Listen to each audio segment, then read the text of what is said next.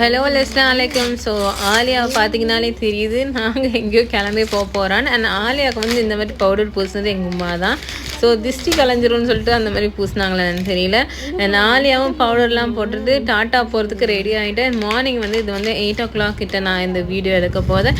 And ரோட்டில் நடந்து போகும்போது வந்து கோழிக்கடை வாசலில் வந்து ஆடை வந்து கெட்டி போட்டிருந்தாங்க. நான் அவள் வந்து ஆடை பார்த்துட்டு ரொம்பவே வந்து என்ஜாய் பண்ணிகிட்டு இருந்தேன். ஸோ அதையும் கொஞ்சம் நிறைய இடத்துல அதுக்கப்புறம் ஆட்டோவில் ஏறி நாங்கள் போயிட்டோம்.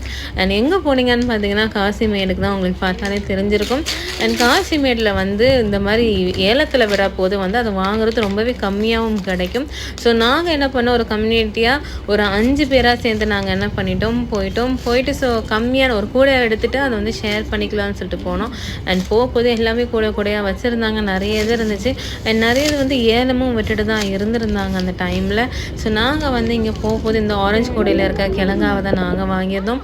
அண்ட் இதை வந்து 400 rupeesன்னு சொல்லிட்டு நாங்கள் மொத்தமாக வாங்கியிருந்தோம். அண்ட் 4 ஷேர் கிட்ட நாங்கள் பண்ணி 100 rupeesக்கு per ஷேர் சொல்லிட்டு நாங்கள் பிரிச்சுக்கிட்டோம். இதை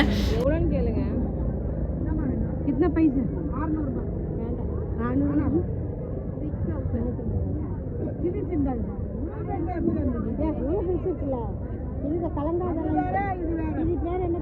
600 வாங்க காசை கொடுங்க, துட்டை கொடுத்துருங்க.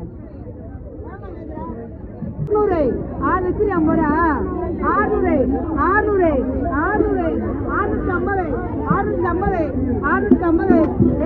எத்திரியாமா? 700 கடமை. ஐயோ தொண்டை வலி முடியாமல். நிறைய மீன் வந்து இந்த மாதிரி தான் ஏலத்தில் வந்து சேல்ஸ் பண்ணிகிட்டு இருந்தாங்க. அது இல்லாமல் வந்து கூறு போட்டுமே வந்து சேல்ஸ் பண்ணியிருந்தாங்க.